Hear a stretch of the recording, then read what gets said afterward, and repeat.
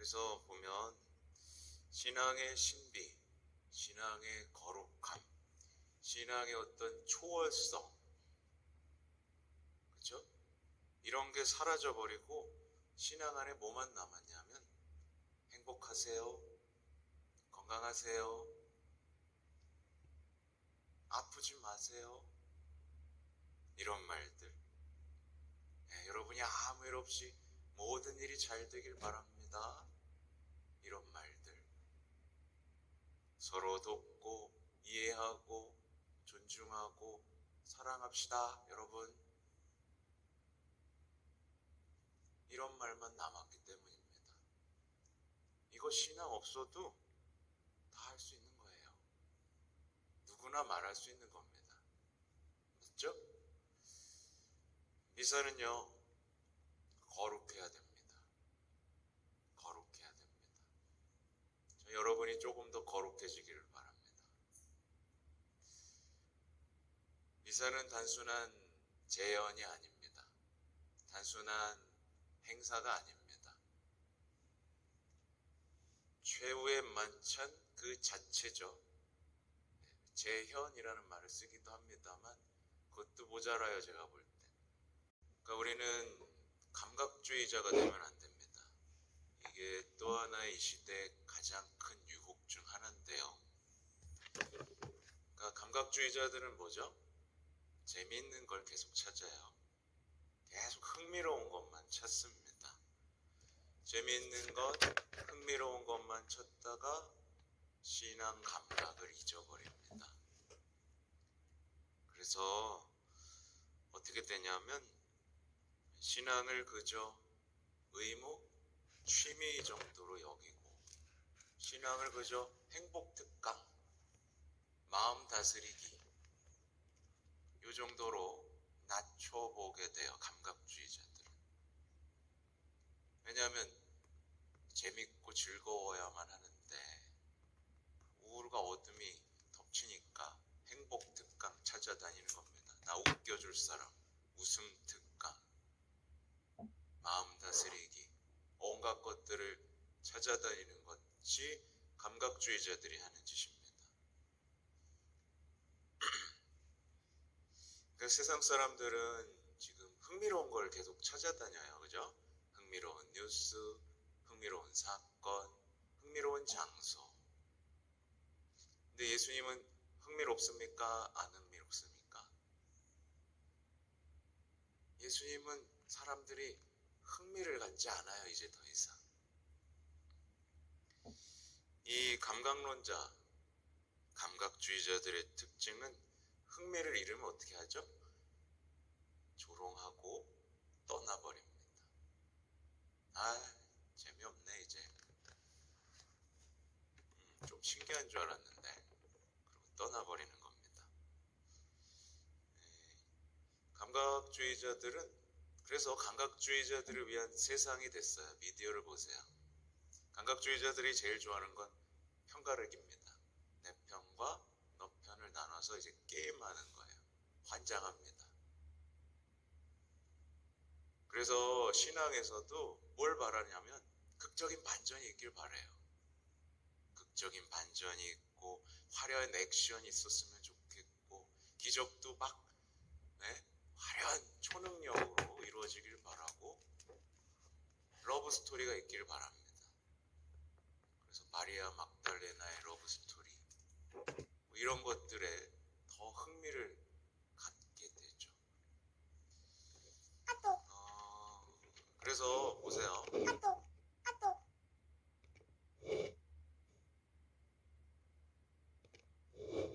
악마는요, 예수님한테 뛰어내려 보라고 했습니다. 뭔가 드라마틱한 흥미가 있는 것을 요구한 거죠. 또 나아만 장수 보세요. 왜 화가 났죠?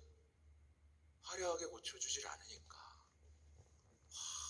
막 바람도 불고 막 샤샤샤 빛도 나고 이랬으면 좋겠는데 그냥 물에 들어갔다 오세요. 그러니까 화가 난 겁니다. 재미가 없잖아요. 헤로데와 사람들은 예수님의 탄생에 관심조차 두지 않았습니다. 왜? 가난하고 소박하고 흥미거리가 없잖아요. 알면서도 안 갑니다. 재미없으니까. 군중들은 예수님을 구경했습니다. 십자가에 매달려 계실 때. 왜 구경했어요? 극적으로 예수님이 탈출할까봐, 어떤 쇼가 벌어질까봐 구경했습니다. 조롱했습니다. 내려와 보시지. 서커스를 기대했던 거죠. 근데 부활도 보세요. 여러분, 부활이 화려하고 재밌는 사건이었습니까? 빈무덤이었어요. 아무도 못 봤어요. 빈무덤이었어요. 하느님의 현존은 우리가 좌지우지할 수 있는 게 아니에요. 그죠? 하느님의 때도 우리가 막 앞당길 수 있는 게 아닙니다. 그래서 우리는 주일 미사를 올 때 4시간에 맞춰 오는 게 아니에요. 그죠? 왜 교종 미사가 있겠습니까? 근데 우리는 자꾸 4시간에 맞춰 미사를 선택하고 미룹니다. 아무 때나 만날 수 있는 게 아닙니다. 또 편안한 복장으로 내가 원하는 관람석에 앉아서 미사를 구경합니다. 그게 아니죠. 그러니까 우리가 미사를 참여하는 태도도 돌아봐야 됩니다. 또 미사가 빨리 끝나길 바라죠. 간편하고 신속하게 해치우는 하루 일과 중에 하나로 여기기 시작한 거죠. 그리스도인들은 자신이 원하는 때가 아니라 하느님이 원하시는 때에 모이고 그 거룩한 현존 안에서 주님과의 만남을 기다리는 겁니다.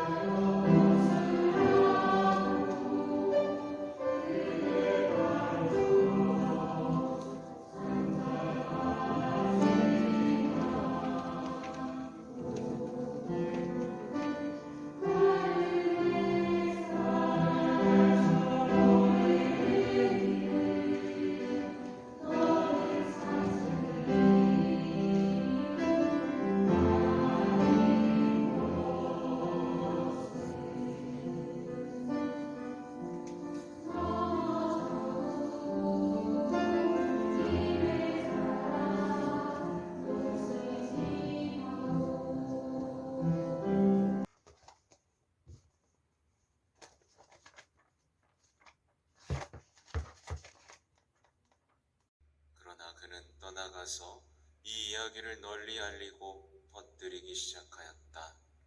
그리하여 예수님께서는 더 이상 드러나게 고을로 들어가지 못하시고 바깥 외딴 곳에 머무르셨다. 그래도 사람들은 사방에서 그분께 모여들었다.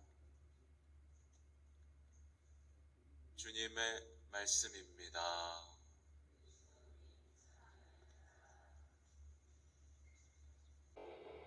그렇게 고립에서 해방되고 어둠에서 해방되고 죽음과 같은 고통에서 하나님에 대한 원망에서도 해소됩니다.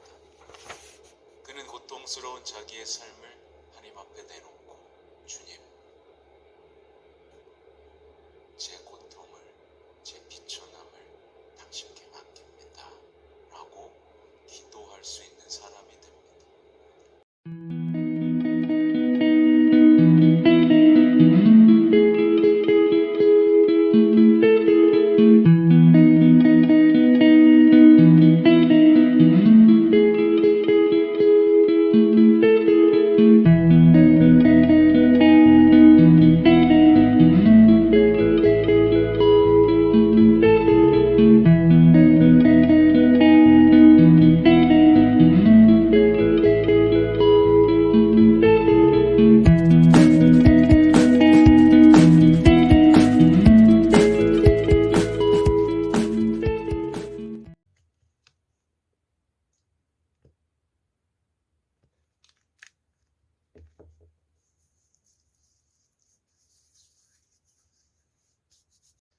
세상 사람들은 그래서 시련이 오면 무슨 말부터 해요?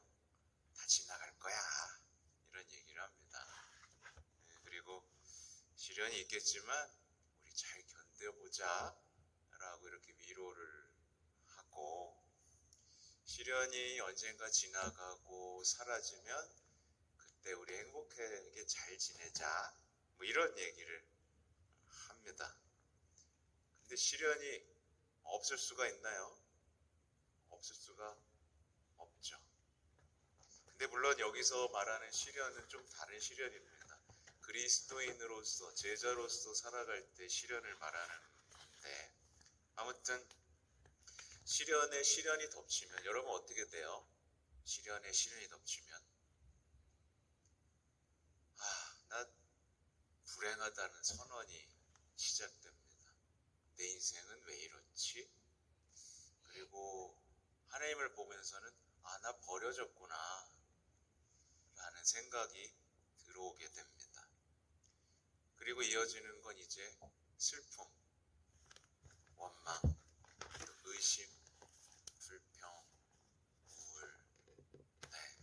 그래서 시련을 견뎌내면서 불행해지는 것이 이제 신앙이 없는 사람들의 삶입니다. 근데 이제 그리스도인들은 시련 중에도 어때요? 행복하다고 고백할 수 있는 사람들입니다. 여러분 지금 시련 중에 있죠? 네, 행복하죠? 좀 이렇게 달라지는 거예요. 신앙인들은 시련이 아무리 더해져도 기쁨과 행복을 잃어버리질 않습니다. 잃어버리지 않아요. 믿음의 믿음이 더해지고, 그리고 승리, 희망, 빛, 이런 단어들이 우리의 영혼들을 이렇게 하늘로 들어 올리니까요. 시련을 겪으면 불행을 얘기하면서 슬픔에 빠지곤 합니다. 근데 이제 우리가 오늘 또 말씀드리고 싶은 게 뭐냐면, 슬픔은 뭘까요, 여러분? 슬픔은 악덕입니다. 여기서 오늘 한테 해드리고 싶은 말이 이겁니다. 제가 아마 지난주에 분노라는 악덕에 대해서 말씀드렸죠. 근데 여러분, 슬픔도 악덕입니다. 여러분, 칠죄종에 들어가는 악덕이에요. 말하자면 분노처럼 영혼의 병입니다. 근데 실제로 현대인들을 보시면 아시겠지만 분노에 시달리고 있어요. 그렇죠? 분노. 그리고 슬픔에 시달리고 있습니다. 우울에 시달리고 있어요.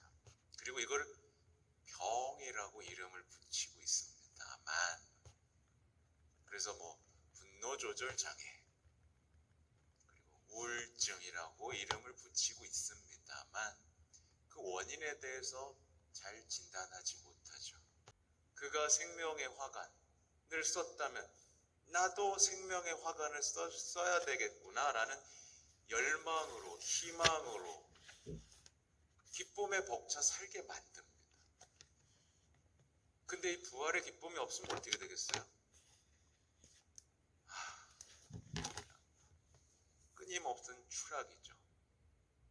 더 이상 이제 만날 수도 없고, 나는 인생의 패배자이고 피해자이고, 세상은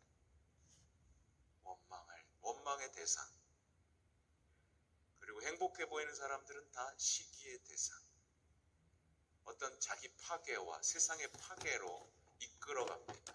부활의 기쁨은 이 모든 것을 이기고도 남는 거죠.